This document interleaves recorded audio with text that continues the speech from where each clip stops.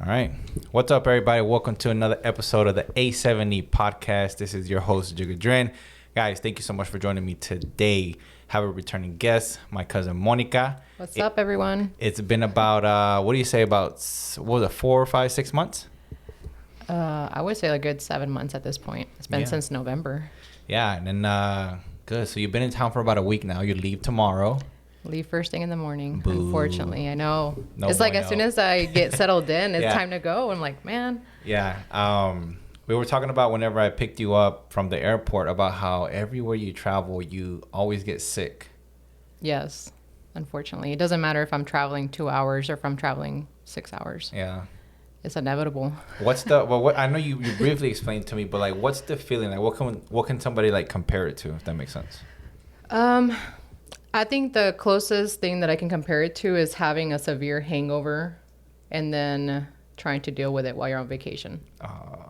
And it doesn't go away. Yeah. And the only thing that can make me feel better is to eat and rest, and that's the one thing I can't do. Man, So I think I had one hangover my whole life, and I think maybe I've seen you drunk a few times. right, but we're talking about hangovers. Oh, so you got a good alcohol tolerance. Yeah. That's what you're saying? I've gotten pretty lucky in the past, honestly. It's like, and I don't know where that's come from, but I've been able to be drunk and then the next day be scared to wake up because I think I'd be torn up, but I'm pretty solid. I'm the opposite. I feel like I honestly have came to the conclusion that I'm allergic to alcohol. Oh, really? Because it doesn't matter if I have 1 beer, 2 beers, or a bunch of beers or a bunch of shots. Yeah. It's the same effect. So to me, it's just like I just personally don't like to drink. I am a little bit of a social drinker. Like if it's in the moment, I will have 1 or 2, but I've gone out plenty of times where I just don't drink, and I'm okay with that. Yeah. For the simple fact that I just get sick so easily, and it's not worth it for me. Yeah. So I just kind of. No, yeah, same here. I don't really drink too commonly. It's just like if a lot of friends get together or somebody hypes me up too much, then I really Yeah. if it's a party scene Or a going wedding. on, or a wedding, or Carlos' wedding specifically. Yeah. That wedding specifically, not to point out things. Yeah, but well, cool, because I mean it's always nice to have you in town, and then being able to catch up and do a podcast with you. Yeah. So what's new? I mean, you've been in Florida for a while. You're still over there. You've been more active on your social media than you were the last time we spoke, right? So like, what's new with you? Well, I've been just trying to get the page moving and getting some momentum. I have a few projects that I have lined up, and I feel like they're finally coming to fruition, if that's the right way to say it. I kind of felt like it took a little bit to get going, and it's taken off finally. Something new is that I'm actually going to be competing here in the future, hopefully, if I'm ready for it. I'm either shooting for October or December, depending on when Chris tells me I'm ready. Let me know, coach. Yeah. It's definitely scary. I am scared, I'll be honest. That's quite of a jump for you, though. It is, because I went from just working out because it was just fun, and then all of a sudden I just felt like I need more, and I need to kind of fulfill that competitive side of myself. So Chris believes in me, and he made me believe in myself more than I did at the beginning. I'll be honest, like whenever I used to think about the idea of competing or going up on stage and being able to be that type of person, I never felt like I was I never felt the part. I never felt like I was actually like worthy of being up there, because I mean, anyone that puts in hard work is worthy of it. But me, for myself, I just didn't see myself that way. And then now, well, I've been working out with Chris for a whole year, and I love it. And we've built a great relationship as a trainer and a client, and he definitely has helped me reach a lot of goals that I hadn't reached in a long time. And this is one of those things that has always been out there that I wanted to do. I just never knew how to approach it, and I didn't know if I was even capable of doing it. And now I just feel like I'm ready for it, and I'm excited. I'm nervous, but I'm excited. Yeah. How long was it before you got to a point where I guess you got the confidence, or you believed in yourself to feel like maybe you can take on, a competition or a stage at this point? Well, I'll be honest. I always felt like how can I say without feeling like I'm contradicting what I just said? Yeah. I feel like I knew that I wanted to, I just didn't want to say it out loud. Okay. So once I said it out loud, I felt like it became more real. And then whenever I had Chris's support on it, it just made me feel like, okay, this is not so silly. Yeah. Maybe it is something that I'm able to do. And I feel like for the longest time, I tried to get myself to a point where I felt like when I looked at myself, I looked the part and I looked like I worked out. I looked like I was serious about what I was doing. And now when I look in the mirror, I feel like I see that. Yeah. Not all the time, because body dysmorphia is a bitch. Oh, big time. But majority of the times I'll catch myself and I'm like, I forget how much progress I've made and I'm very happy with it. And now I feel like now I can see myself on stage doing it, as to where before I felt like I would watch everyone else doing it and I could never see myself there. And now I kind of feel like I have a vision of what I could look like up there, and I'm almost curious to see if that's what I would look like at the end, because I've trained to that extent and really done anything like that. So I'm excited and nervous, man. Sorry, I don't know why I keep coughing. You also want my water? May drink your energy I'm drink. about to open up the bang in a bit. I always try to get a bang here on the show. But yeah, I was telling you when we worked out, I think it was Wednesday. I'm not sure when you went to Gold's Gym. But yeah, I honestly, you've always worked out for the most part in your life. Right. But I think this time when you came around, you had probably the most results I've ever seen you have. And it was like blatantly obvious to me, someone who has seen you, over the course of essentially, my life, because you're older, but the results that you've been working for. And it was like a creek to be able to see that in person right away. Right. It was really impressive. Yeah. And thank you. Yeah. And I kind of feel like that's where I'm at. I just feel like for the longest time, I felt like I was just kind of like stagnant with my progress.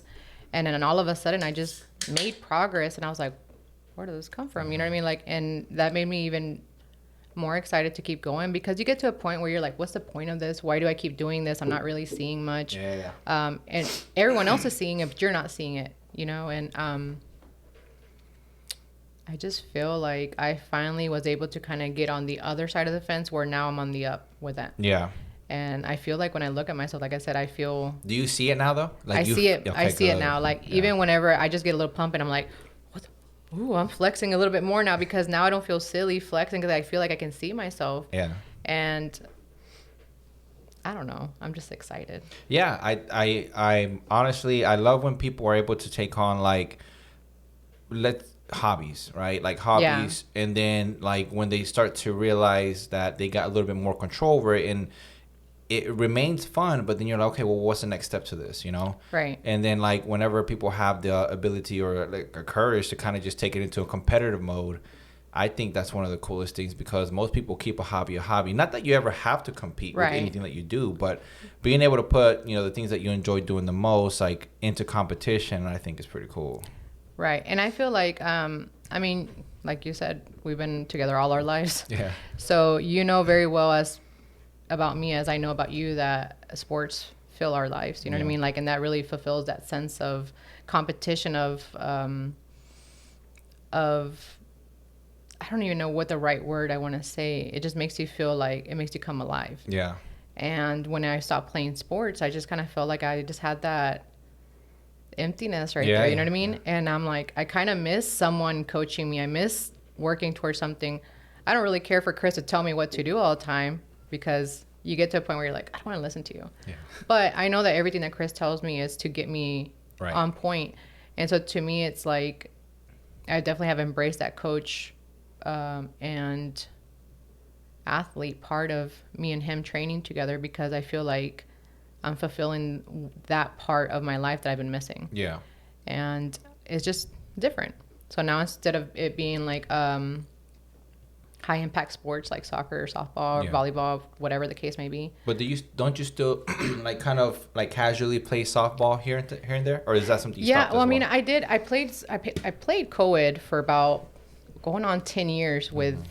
I was the only girl on the team. Literally, it was fun. Really? It was fun because guys play differently than sometimes some girl teams do. Mm-hmm. They definitely play a little bit rougher and more serious, and I like that. I just wanted to really get that competition in, or that gameplay mode in. Mm-hmm. And unfortunately over there too, like I'm not bashing girls at all, like girl sports, it's just harder to find a women's softball league. Yeah. I'm in my 30s, you know what I mean? So it's hard to find people that actually want to keep playing. Yeah. That can go out there and play. True. So to me, it's like I had to find that in a co-ed team, which we had more girls at the beginning, and then they just kind of started getting married, had kids, and they just kind of never came back. And that was fun for the longest time, but I've also been doing hair for 18 years, and my shoulder has started taking You've been doing hair for 18 years? Yeah. I've been doing hair for 18 years now. And no, actually 17, sorry. 17. And between softball and just working like at that rate all the time, it's taken a toll on my shoulder. True. And there was times where I would go out to softball and I would warm up normally, and it could just be like in the heat of the moment you're making a play, and I would tweak my shoulder, and then it would bother me for work as well. Okay. And then it would also affect me working out. So I just came to a decision that I was like, let me take a step back from it for now. I don't want to say I quit, because I still have all my stuff just in case if I ever want to go back. Because I miss it. I'll be honest, I miss it. Yeah. But I also got to a point where one time I was literally just opening a window throughout my entire shoulder for 3 days, to where I couldn't even raise my hand up to even take my shirt off, or to just get my arm up just to lift it up.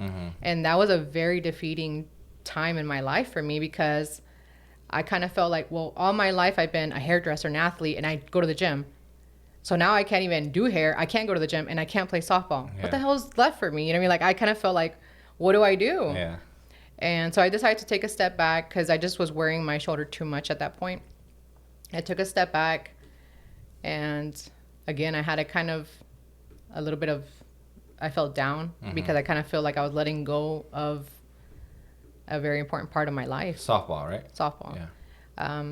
Because it's part of my identity. Like as a person, like when I think of myself, I'm Monica, the hairdresser that plays softball, that goes to the gym and spends time with her nieces and nephews. Like there's things that I feel like that describe me, how I am. Yeah. And then taking one of those things out, I'm like, the list is getting shorter. Yeah. So I kind of felt like because of that, I was like, I have to shift that energy to something else. And I think when we made that shift, that's when I told Chris, I was like, I'm ready to compete, because I need something to work towards. Yeah. I need something. I don't want to just go to the gym just to go. Before I would go to the gym so I could work out, I'd do cardio so I could run faster at softball. That was my little bit of motivation. And now it's like, I do enjoy working out, but I like working out towards a purpose, not just to go, because I feel like you just don't train the same when you're just trying to do maintenance as when you're trying to train towards something you really want to do. Yeah, well, just to kind of touch on that specifically, I definitely agree with that. And guys, if you can see me, I'm sorry I keep like kind of turning a little bit like towards, I have my recorder here, but I feel like I'm having trouble with my vision right now. But hold on a second. Signs of getting old, Adrian. Hold on. Coughing too much, can't okay, read, I think I'm good. see. I think I'm good. What I don't want, what's the hardest part about all of this is the audio that is recorded at good levels, right? Because essentially your mic and my mic are all recorded on the same track. So that means the only thing that I can do for each of us is raise the volume, lower the volume. Now, my next step to progressing is recording where you have your own track and I have my own track. Then I can raise or lower your volume. Separate the voices. Exactly. That'd be pretty cool. Yeah, and that is the next step. But that's why essentially for those that are watching, I kind of keep looking over to make sure that we're not too far off on the levels. But it should be good for now. We're making improvement, guys. We're making improvements. Yeah, little by little. And just to talk about improvement real quick, if you see that me and Mona are wearing the Love Only A7E shirts. We've been rocking them literally all week since I came out with them. Wore them to the gym. We're able to make some videos with it. So and they're actually very comfortable. I was very surprised with the material too, because I don't know if anybody else feels the same, but I hate that thick, boxy material for t-shirts, especially for women. Obviously, this is a unisex type shirt, and it can be both for men and women. But I like it because it actually fits to me, and it doesn't just kind of look squared on me, and I like that. Yeah, and that was actually one of the things that I spoke to about the guy that I was partnering with. He's like, he specifically is also moving away from that. Right. So the options that he gave me were these, and which was pretty good. Yeah. And so this was like the first launch that I just wanted to do something for the people that I know that have been like supporting me and listening, and also just kind of spread a positive message for it to be. It wasn't. I mean, and be completely honest with everybody, like I didn't think about it too much. Right. I didn't want to think about it too much. That's usually when your best ideas come to fruition, because like you don't have a chance to second guess everything. Yeah, and you don't really give yourself a chance to mess something up. Right. Yeah, so I just wanted to draw something, but moving forward, I think what I'd like to do essentially is I like the idea of being able to provide, quality T-shirts, but also with something like motivation or positive on the shirt as well, whether it be text or specific design. But so yeah, that's essentially where we're at right now with the with the A7E. Now I have a question with you, like putting out the shirts and stuff like that. Like, are you like, what's besides obviously giving the audience something to wear and appreciate and send a message out? Now everything that comes in from this, are you going to put it back into getting better equipment, improving the podcast itself? Yeah. Everything like that? 100%. So I made my initial investment of the money that I put up front, and I told myself that whatever I get back from anything that I do with this initial investment, I'm going to keep rotating it back. And at some point, I hope that I don't have to like keep investing it back, because I'm hoping to reach a point where I already have all the equipment I need.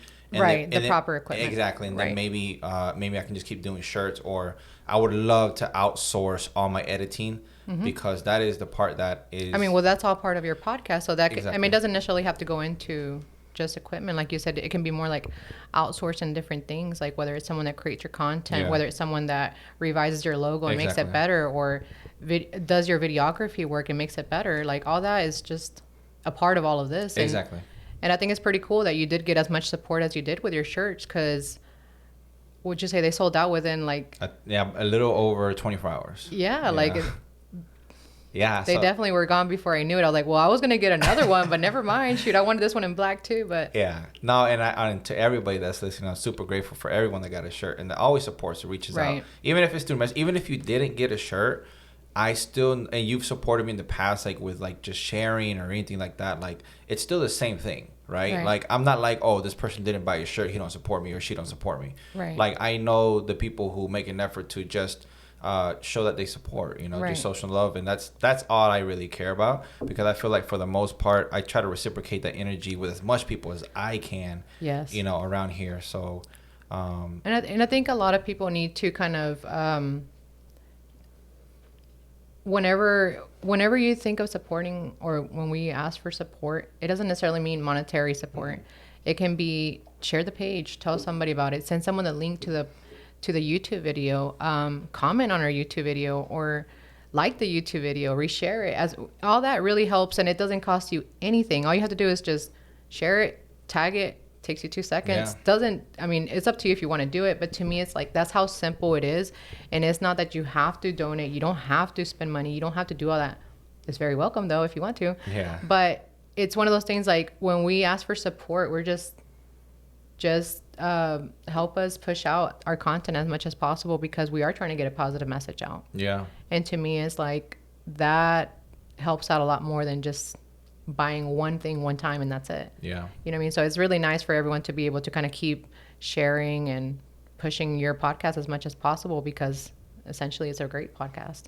Thank you. And most of this journey has, and I've mentioned it before on the podcast, has become essentially self-taught, like the whole thing. Oh man, yeah. Right. I remember the first podcast. We're both being self-taught right now. Like, I'm getting better at these every time I come. And I was actually going to tell you that before I went a different track. Like, you seem a lot more calm right now. I don't feel as nervous, because I feel like, hi guys, it's us again. I just feel comfortable. And again, I think in the first video that we ever made, I spoke about how I had a fear of public speaking. You know what I mean? Like, because I'm not very confident in my speech. I'm not very confident in everything that I say sometimes, and I don't know why I feel like that, because whenever I listen back to certain things, I'm like, hey, I kind of know what I was talking about there for a second. You know what I mean? I kind of got it going. And I think sometimes it's very important to, not to have to sit here and listen to our own podcast, but sometimes when you do go back and you listen to what you said in the moment that you were thinking that, or the moment that you're being asked, and you see it, you're like, okay, I need to be more confident in myself, because I kind of did make sense. I spoke what I believed in, and I liked it, you know. And sometimes when your opinion's different from others, it can be a little bit intimidating because you don't know how people are going to react to it. And I've gotten to a point where it's like, I just want to give my opinion. I'm not trying to be rude or anything. I just want to say how I feel about things. And I've gotten a little bit more confident in that, and I like that. Yeah, for sure. And a couple of guests also, Arnold, which did the last episode with me, and also Manny, he's done a couple. They've all said the same thing, right? They come on, they feel more comfortable, way more relaxed than they did the first time, and I get it. I mean, it is a part of like public speaking, and you know, speaking into a mic, and then knowing that, you know, people are going to hear it, type of thing. But I mean, it's as natural as it can be. You just, you know, I read, I don't know if I heard it or read it. I just know that I came upon it somewhere. I don't remember where, and it says that people, the fear of public speaking is so high that there's some people that rather die than get embarrassed during a public speech. Yeah. And to me, it's like the idea of that, like, crazy, right? What? And it's true, because sometimes our anxiety and our overthinking can get to us so much. They're like, I just rather just fall off the cliff right now than sit here in front of all these people and make a fool out of myself and run the risk of that public embarrassment. You know what I mean? And unfortunately, like, I totally felt that when he said that, because I kept myself from doing a lot of projects and a lot of things that could have made me grow more, for the simple fact that I was scared to put myself out there in front of people, because I didn't grow up being this very confident public speaker. I was always like, Mom, the telemarketer's calling. I don't know what to tell her. Like, I don't want to talk to this person. I can't order my food at the restaurant, because I was just so scared to talk to people that weren't my family. And I think too, that's why whenever I told you that I was coming around and like, I'm going to put myself out there and I'm going to go socialize, I'm going to network. That was my way of getting over that fear of not public speaking, but speaking to strangers and speaking to people that I don't have any connection with, that I don't know, but that I want a connection with, because it could be someone that's a great networking partner. Yeah. And to me, it's like, well, how are they going to know that I want to work with them if I don't go and tell them? 100%. So for me, that's the way that I see it. And it's weird, because the person that I feel that I am when I'm going to speak to people and to put myself out there is different from just every day. Yeah. Oh, what do you mean by that? I feel like it's almost like you have to take on like this ego. Yeah. And you're like, instead of being like, oh my God, what are they going to say? Like, are they going to say yes? Like, I'm already like, psh, they're going to say yes. I'm walking in, I'm going to talk to them. Yeah. The only reason they haven't said yes is because I haven't talked to them. It's not because they're going to say no to me. It's because I just haven't made my way there to talk to them. And every time that I have gone in with that mindset and that energy, it works. Yeah. So to me, it's like, if you go in somewhere and you're trying if you go in somewhere or any business or anywhere that you're trying to network with somebody, and you go in and you're trying to sell yourself and you seem unsure, 100%. I'm not gonna invest in you, because you don't even know if you want to invest in yourself.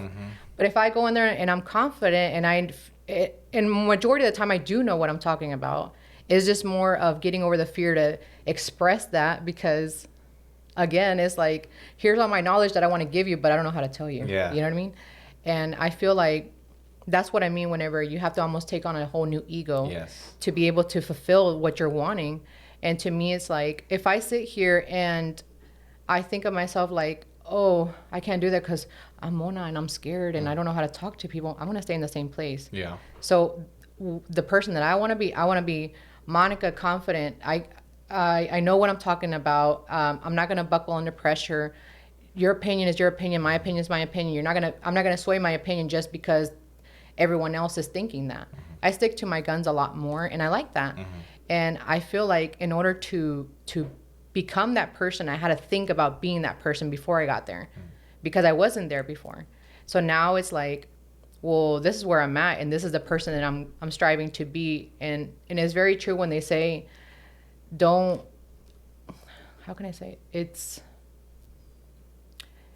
Don't think of yourself now, think of yourself of the person you want to be, and start acting like the person you want to be.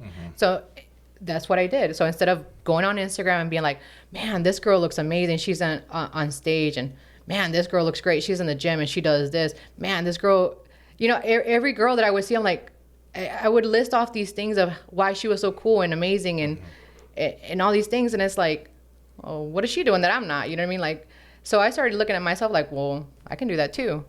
And I just started seeing myself more. And whenever I started seeing myself more like that, I felt like all of a sudden everybody else started seeing me that way. And it's weird because now people come up to me and they're like, oh my God, you're awesome. And I like seeing your page and you're motivating me. And it's like, you're talking to me? Like, you're paying attention to what I'm doing? And we always know that people always watch what you're doing because whether people support you or they don't support you, everyone's always watching.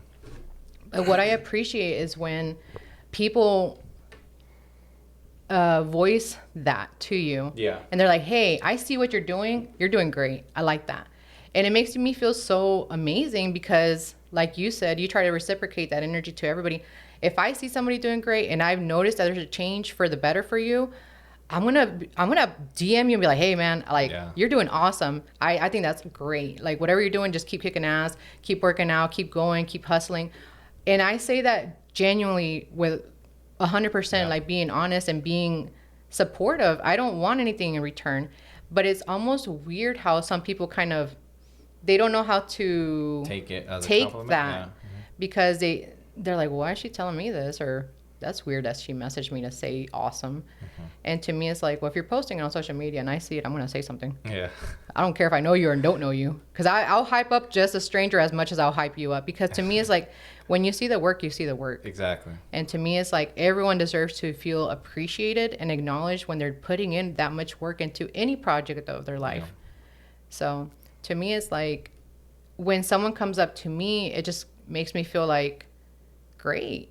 It makes me feel like people don't just look at you as a competition and want you to fail. They actually want you to win. And it's such a weird feeling when people want you to win. You're like, damn, that's awesome. Thank you. Yeah. Like this, I don't know, it changes everything and it's really cool. Yeah. No, I definitely have to agree with that. No, I definitely agree. Sometimes, but I think a lot of it is based off of our perspective / experience, like through life, when we're doing things and the people that we come across, and sometimes not getting supported sometimes becomes normal, right? So then when we do get supported and people are being genuine about the good things that you're doing, you kind of get caught off guard, right? You get taken back a little bit, but.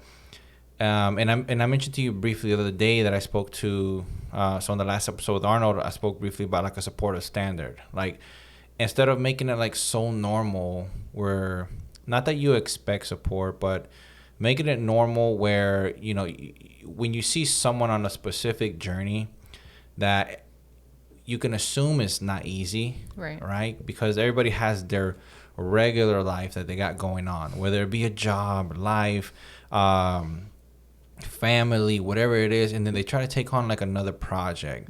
Like, that to me is the biggest like tell that a person just wants more, right? And I think whenever we can reach out, even if it's a random person, like you say, to show some support, and sometimes, believe it or not, that will let a person know that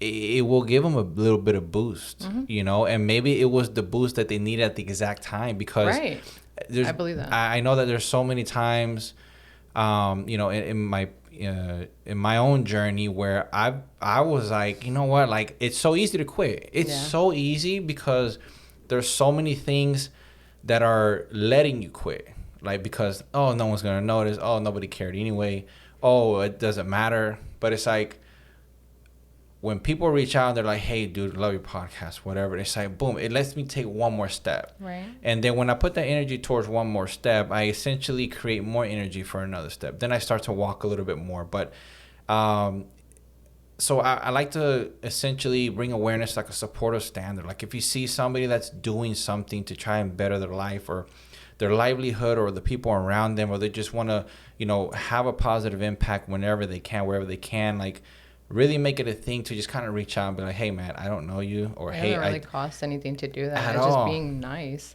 And then, like, just really, really let them know, Even if you do it once and you don't do it again for like 6 months. Right. I totally agree with you, because I feel like everybody has that breaking point of, again, what's the point of this? Yes. Why am I doing this? Does anyone even care? Does anyone even watch? Would anybody even be worried if I stopped tomorrow? You know what I mean? Like, there's a lot of things that go through a lot of people's heads. Yeah. And it's not just with podcast or working out. Everything. It's just in general in life, when you're trying to do something out of the norm, it can get tiresome because you fail, or you feel like you're failing because you don't see that success right away. And to me, it's and maybe that's one of the reasons why I do like to reach out and tell people, like, you're doing great, because we're going to be very honest, okay?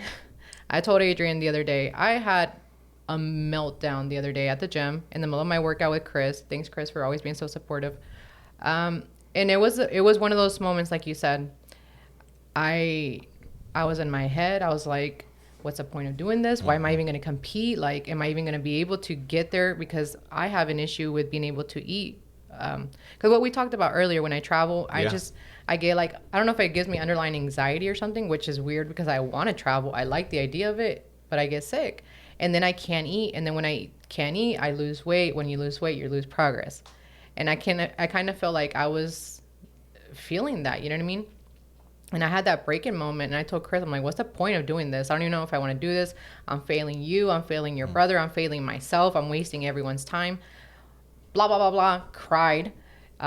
Did my workout while I was crying. Poor guy couldn't even film the workout because I was crying. Like, like that filter with that face that's so ugly. That You're like, dude, that was like for real my face. It wasn't even the filter. It was like for real my face. Yeah. And I was like, damn it. But you know what? Me and Chris have been together for a year working out. So it's like, you get all of it, dude. You get the good and you get the bad. And today's just the bad, unfortunately. But I'm going to do this workout, but I'm going to cry. Yeah. And when I'm done crying, I'm going to be okay. And I felt better. And it was weird because that happened on a Monday. On Tuesday, I had to go to another gym because Chris has his personal gym now. Congratulations, by the way. He has his personal gym now, but I still have a membership to another gym because it's right next to my job. And it was just a little bit more convenient that day. So the following day, I went to the gym there. In the middle of my workout, just chilling. And I get two girls that come up to me, and I guess they had joined Chris's program. And they're like, you look amazing. I think you're doing great. You motivate me so much, and I can't wait to go to these classes. And again, it was that moment of they told me what I needed to hear at the right time because I wasn't believing in myself. And so for these two girls to come up to me and just, they didn't have to say that, but they did. And they like praised me. And not that I need validation from other people. It's just nice sometimes to get reassurance that you're on the right track and that what you're trying to put out there is actually being put out there. Yeah. So to me, it's like I had that moment of like, okay, I need to bring myself back because it's people like her that look at me to be stronger. There you go. And it's like I don't want to be weak. I want to be honest. And yes, I have weak moments. I have moments where it's like, you know what I mean? Like I feel overwhelmed. I feel tired. I feel like a crybaby. I feel like, how am I supposed to show everyone to be this person if I can't be this person? How can I tell people to show up for themselves if I can't show up for myself? And to me, that's something that I've been constantly working on because I don't want to feel like people are putting me up here and technically I'm over here because I can't get myself together. Yeah. And I want to be able to feel that balance to where what people perceive me to be, I can actually give that back to you.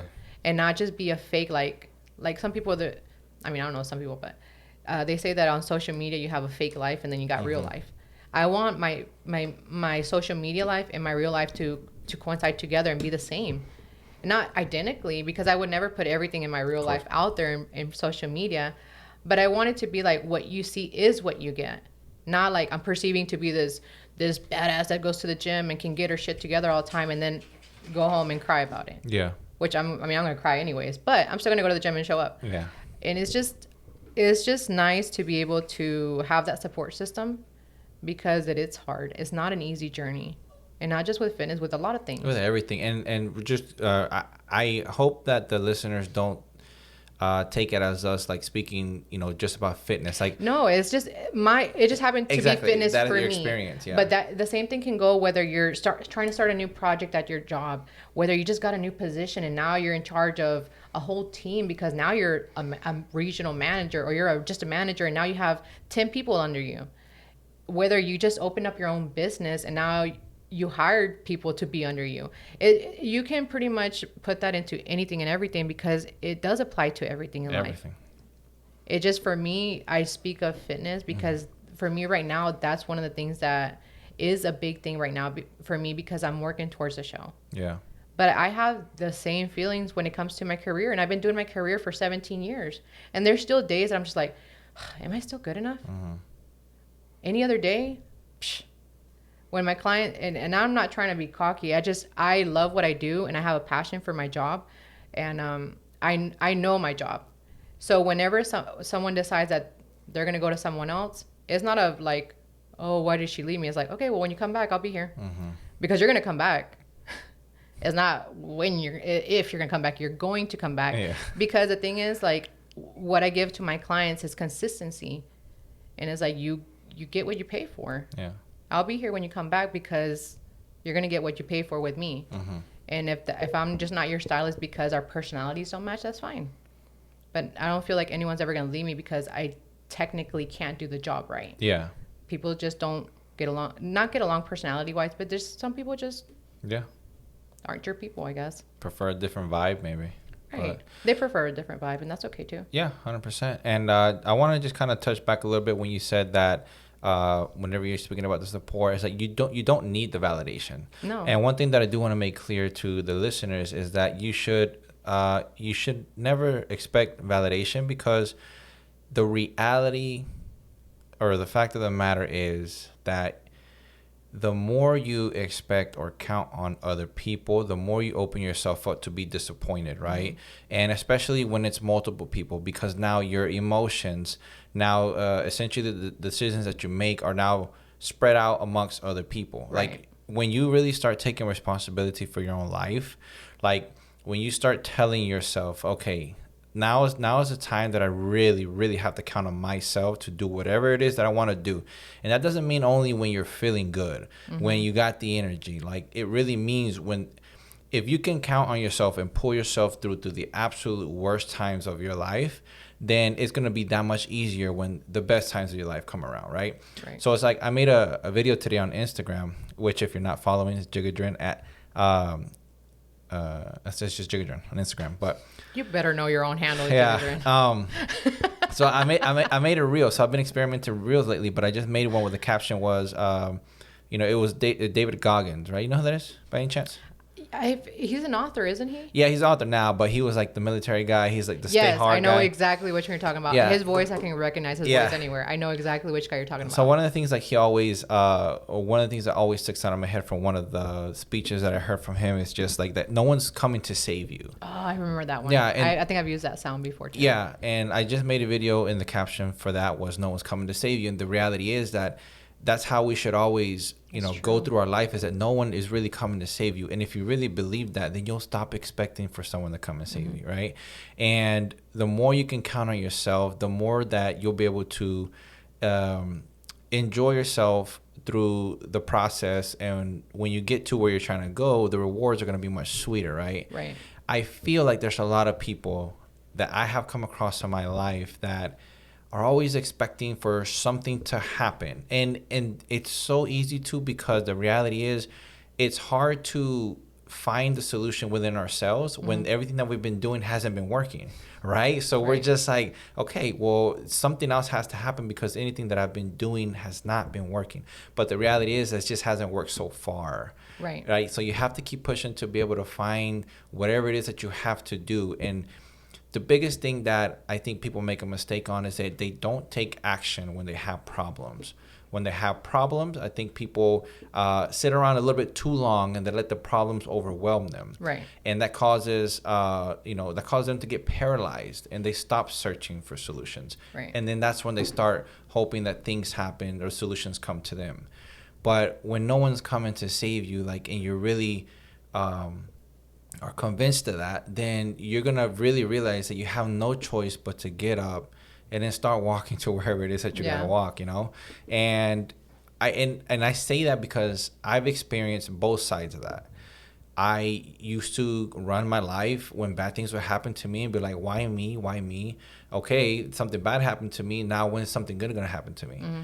And I stopped thinking like that. I started thinking, okay, something bad happened to me. What can I... Because you don't get one and the other. You just get one or the other sometimes. Exactly. Like you don't ever... It doesn't come together sometimes. Exactly. And then I started thinking, okay, well, when something bad happens to me, what can I do to make something good happen? How can you make light of that exactly. situation? And then, like I told Arnold the last episode, like I wrote a little note up there that says, like every single thing from now on, and I made that decision like a year and a half ago, good or bad, is my fault. Right. Good or bad. Like, I don't care what it is. If it's bad and I technically had no control over it, what did I do wrong for that to happen? Yeah, because every action has a reaction. Exactly. So, you know, for those listening, it's like if you feel stuck in a place where, you know, problems on top of problems have made you feel overwhelmed and there's just no solution, I promise you, like, you have to be able to realize that hardly does anyone ever come and solve the problems for you. Right. And I want to touch back on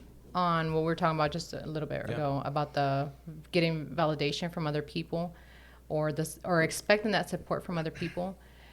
Because I feel like everyone probably can relate to this, where you have put in your heart and soul towards something and you believe in it 110%.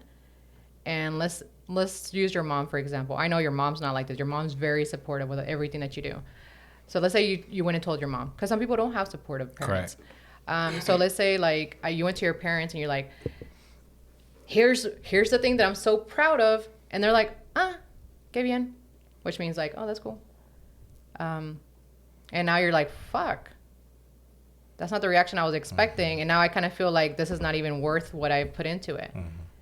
Why? Because we sat there and we put our value on their reaction for our stuff. You don't need your parents' validation. You don't need anyone's, oh my God, this is amazing. It helps when you have it, but you don't need it. And anytime that you approach a project or anything that you do in your life, you have to go in and thinking, it's just me pushing this. And I'm the only one that can feel like this about it. Yeah. When you go in thinking like that and then you get that support, it's like a bonus. Yeah. You're like, dang, I wasn't expecting that, but thank you. Yeah. Instead of being like, where's the support, guys? Mm-hmm. Ta-da, I'm here. Where's all this validation that you guys are supposed to give me because you're my family, you're my husband, you're my wife, you're my child, you're my sister, you're my brother, my cousin. List off what they are to you. That doesn't mean that they have to support anything that you do. It doesn't mean that they have to show excitement. It doesn't mean anything. Mm-hmm. But whenever you go and do a project and you don't expect that, and then people give you that, I always take it as a bonus. A bonus. I'm like, dang, thanks for that bonus, man. Yeah. I really needed that. And it's just nice because then it, like you said, it keeps you from having moments of being let down. Yeah. I mean, you're going to be let down regardless, yeah. But you don't get let down so easily. Exactly. Easily is the word. Exactly. So I think also as well, one thing, I've made this mistake in the past and it has gotten to me before, but I've also realized the difference. It's like, fine, you're going to take on a project. Fine. You think you feel if you feel like you need validation, fine. First of all, you'll realize at some point you don't.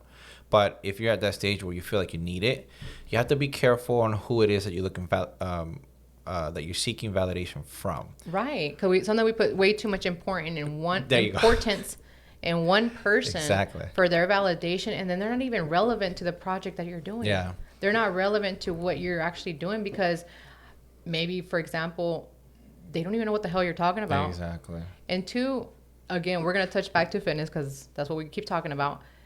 No one is going to understand the level of dedication that I have to put in right now to get to where I need to be if they don't see the value in working out. Mm-hmm. There's a lot of people that are like, why do you work out so much? You just went to the gym yesterday. Why do you have to go again today? And it's like, because my what I have to do requires this on Monday, this on Tuesday, this on Wednesday, this on Thursday. And if I don't do Monday, Tuesday, Thursday, Friday, Saturday, it's shit. Yeah. And people don't understand that. It's to me, it's like, so how do you expect to get a check at the end of the week for 5 days of working if you only showed up for 2 days out of your job? You're not going to get that full check. You're going to get what you showed up for. And that's exactly what it is. If you don't show up and do the work, you're going to get what you showed up for. 100%. And people that don't work out, or maybe have never really been in that mindset of where you want to be at, like let's say you with your podcast, none of us have really ever have done a podcast or started a podcast. So maybe that might have seemed like a silly idea to some people, like, why the hell is Adrian starting a podcast for? And now it has so much value because you believed in it so much. And then people started trickling in because they believe in it as much as you did.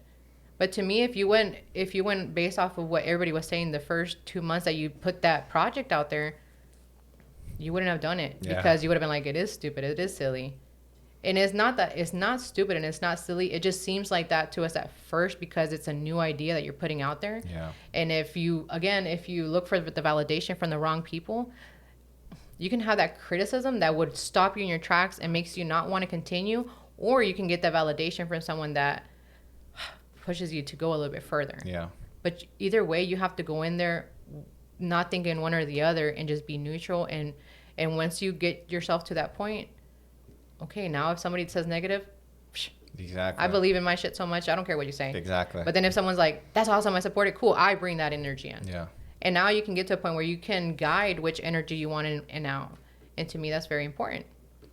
And I think that, unfortunately, like, a lot of people's dreams get killed because they share that with the wrong people. Yeah, that is so true. Sometimes they share their dreams. Okay. They share their dreams, first of all, with the wrong people. Second of all, they share their dreams with some of the most important people in their life. The people that they put high value on. I get it. For me, to be honest, are my parents and my family, everybody. If I didn't have supportive parents, right, or family, whatever, and it would be more difficult.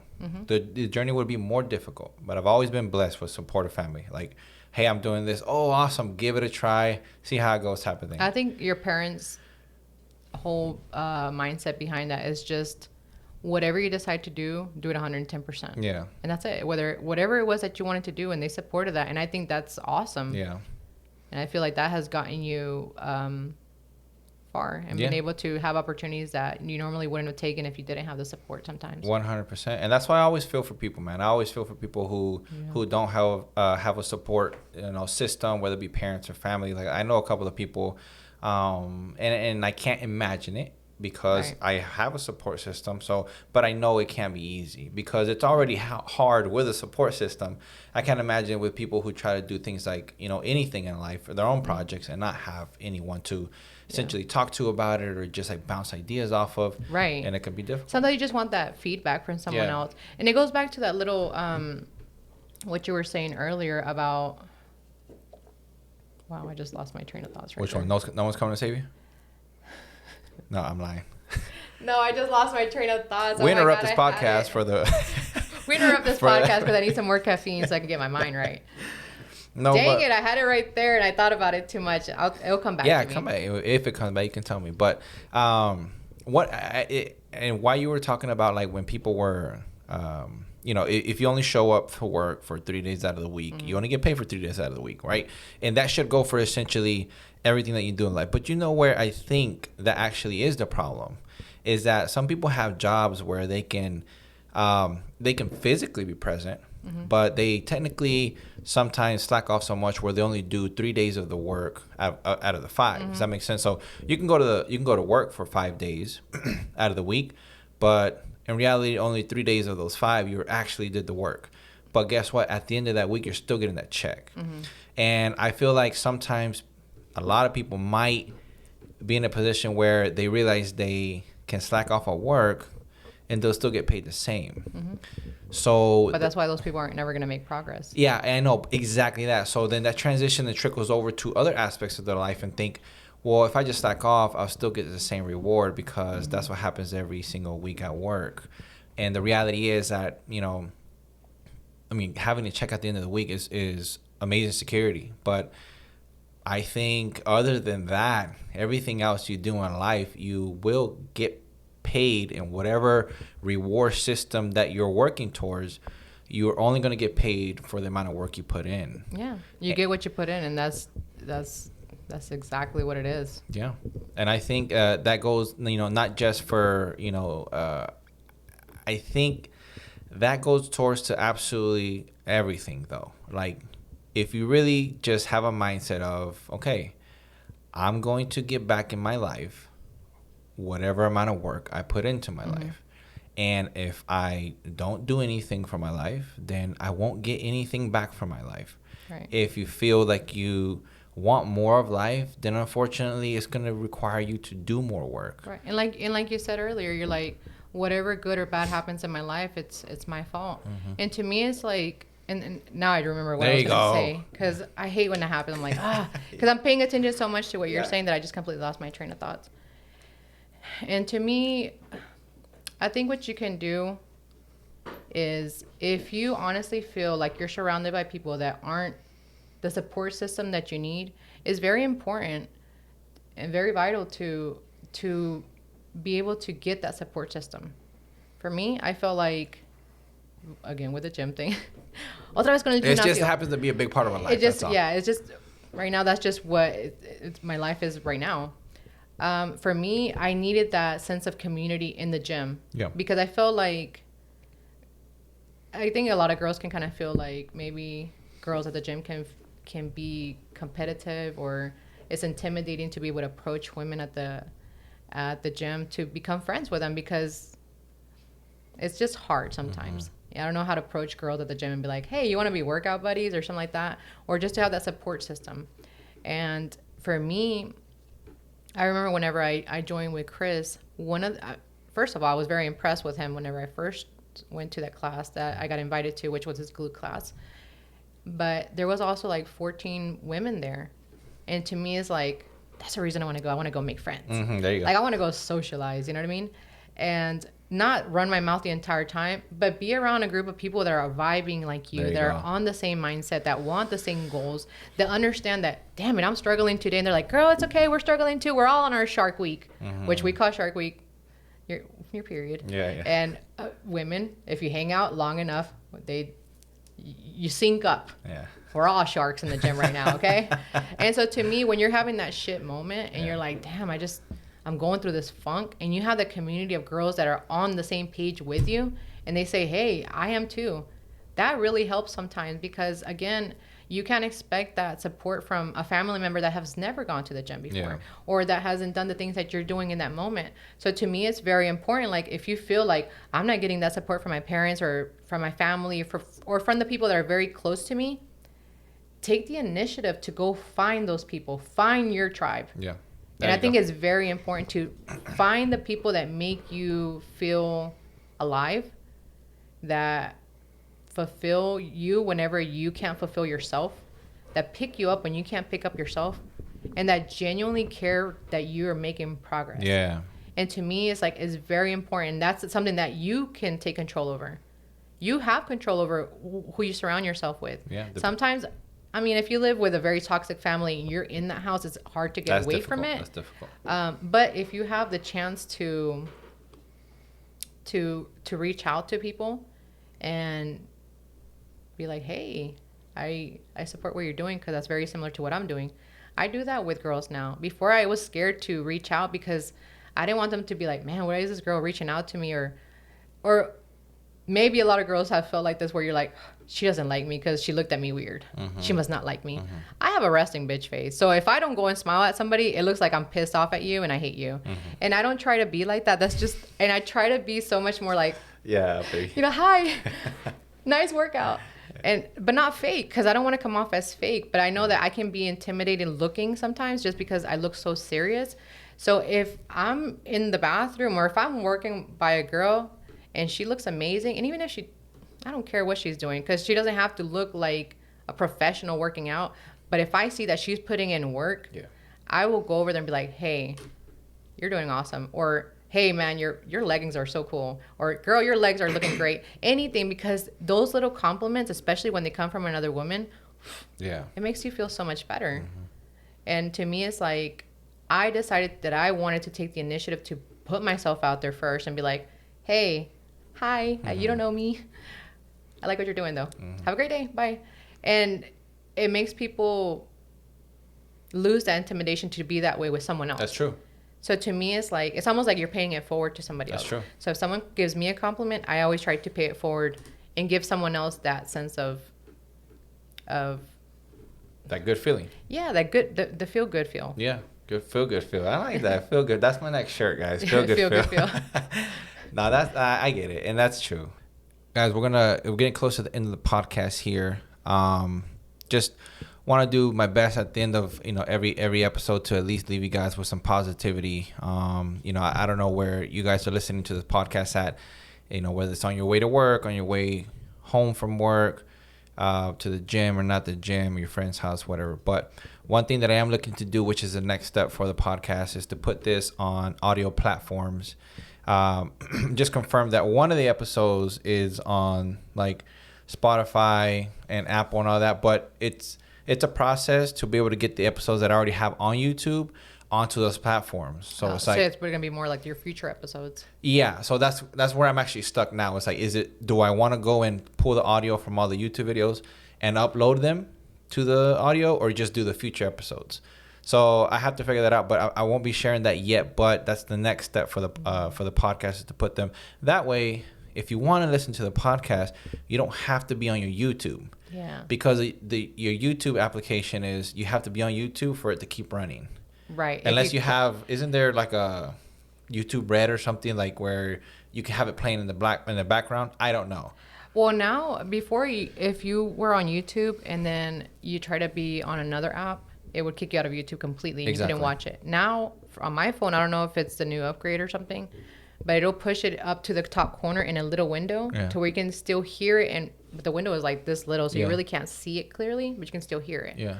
But if you close out your phone all the way, you won't be able to hear it. But if let's say that window does go up there, right, and you go into like Instagram or something, it stays there? Yeah. Here, let me see if I can show you really quick. Yeah. While she's doing that, guys, yeah, so that's going to be the next step. That way, again, for most of you, including myself, when I'm on YouTube, I have to stay on YouTube, or else it goes away for me. So to be able to give you guys the option to, all right, let me see 1 second. All right, so if you click out of it, oops.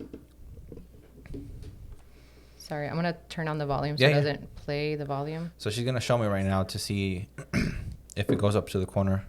See how it goes right there? All right, go into another app. So then if I go into here, you're able to do both. You just have to move it around in case you're trying to read certain things on the app. Yeah. So I don't know if this is a new thing, because you weren't able to do this before. That's interesting. But obviously if you're on a phone call or if you close your phone out, it's done. Of course. So that's the only thing. But they have improved that, which is good. That is cool. Yes. So, but at least for the Spotify, I know if you were to close your phone, it can still keep going. Right. Because if it's because I use Pandora. Yeah. So I think Spotify is very much like Pandora. When you close out your phone, you can still hear the audio. Yeah. YouTube, it hasn't gotten there yet. Once the window closes, it's completely closed off. Yeah, because I know they have some paid options for YouTube, like a membership where they give you like ridiculous features, which is honestly worth it. I just never done it, but yeah. Anyways, that's the next step, to give you guys an option to listen to the podcast passively, so you don't have to have the phone next to you or anything like that. Yeah, and also in regards to improving the podcast, in regards to equipment, honestly, I would like a new layout as well to make the guests feel more comfortable. Just creative ideas that I have in my mind, but I'm willing to explore putting my Cash App tag in either the description or the link in my bio on the Instagram. If anyone feels that you can donate any amount, right. Anything is welcome. And I think that's actually really, that would be actually great, because again, it gives people a chance that if you want to share and you want to like and comment, but if you want to go a step further and you actually want to help the channel get better equipment or be able to have better editing projects and stuff like that, I feel like the Cash App would be great, because it does help support this directly. Yeah. And and again, anything that were to come through that will strictly stay into the podcast, because I have everything else that I'm doing, whether it be a job or whatever, but along with the the hard times, and then the apartment's coming up, and then the baby's You got a coming baby up. coming? So, it's not easy, but I know the podcast is something that I love, and I would like for it to keep growing. And any help that I can get from anybody is always, Of course, just, appreciated. And so that's something that I'm going to be looking to explore. But because anything else for you? I know you mentioned that hopefully next time you come. yes. Hopefully the next time I come, I would have competed by then if I decide to, not if I decide, because I've already decided that I'm going to compete. But whether I'm ready either in October or December, I'm thinking that I want to come back around November. Yeah. So either I would have already competed in October if that happened, or I'm going to be really close to competing in December. Okay. And I'm very excited about that. And I'm actually going to be working towards trying to get some sponsors as well to kind of help. What kind of sponsors are a good fit for you, like off the top of your head? I mean, honestly, anything is welcomed. Anybody that would want to be able to sponsor my journey, that would be amazing. Ideally, I think it would be awesome to get like a gym sponsor, or someone that would sponsor your supplements, or someone that could sponsor towards the show itself, because it can get a little bit costly. And for me, it's like you said, we already have life happening, and it's a lot of expenses already in my normal life. So this is an extra expense, but it's worth the investment for me. I'm going to do it regardless, but it would just make the journey a little bit easier if I could find some sponsors, and that would be anybody that wants to support what I'm doing. Yeah. And it doesn't have to be gym related. It could be anything. Any human? Any human Okay. Yeah. with a business, or that wants to promote that business, or even whatever. I mean, whatever you feel like you want to promote and support me with, I support that 100%. Yeah.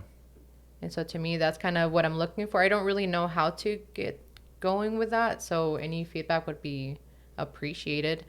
But yeah, I mean, yeah, I'm just gonna try to do a little bit more homework and kind of see where I can get some help, because like I said, a few of those expenses are very high, and I don't mind making them. It's just, it would help if I could get a little help for it. Of course. Yeah, I know that, just from some of my past guests, they mentioned, some of the expenses that can come into play when they're getting closer to competition. And they've told me the numbers. They really have some of the numbers, and it's not easy. The numbers are a little tough. Yeah, they are, for sure. And so I just kind of want to make sure, like, it doesn't have to be a business, right? No, it doesn't have to be a business. It can be individual people. I just said a business because obviously if you supported me, let's say A7E decided to support me, I would maybe come up with like a shirt with all my sponsors on the back of it. And that way they can kind of see that they're being promoted as well through me as their athlete. And maybe I could come up with maybe something that could give back to that business. Yeah. To say thank you for sponsoring me. Yeah. And it doesn't have to be a business. It could be individuals. Any help is appreciated. I just used a business just on top of my head. It doesn't have to be a business. Yeah. Yeah, for sure. No, I understand.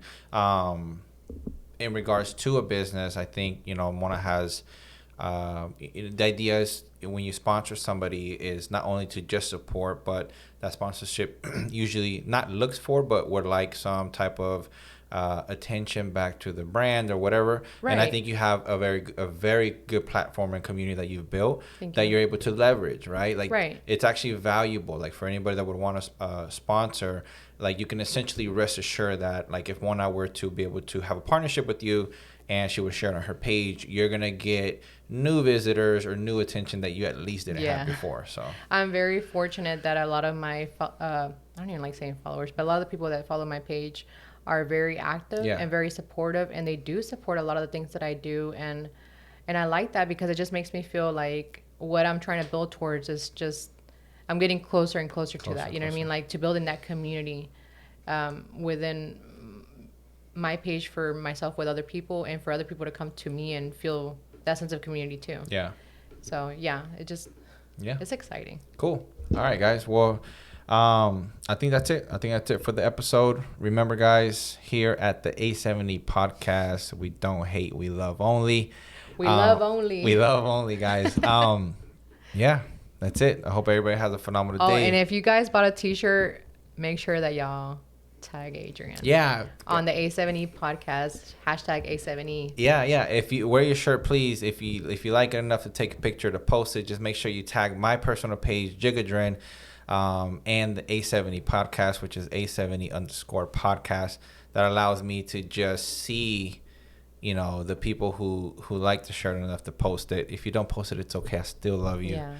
It's just nice to see the faces to the supporters. Exactly. Or for people that support what you're doing. It's just nice to be like, thanks, man. I appreciate it. And I would love to be able to share that on my page as well. Yeah. So, but yeah, guys, that's it for the podcast. Thank you all so much for listening to episode 28 of the A7E podcast, guys. This is your host, Jiggadrin. Until next time. Thank you, guys. Bye.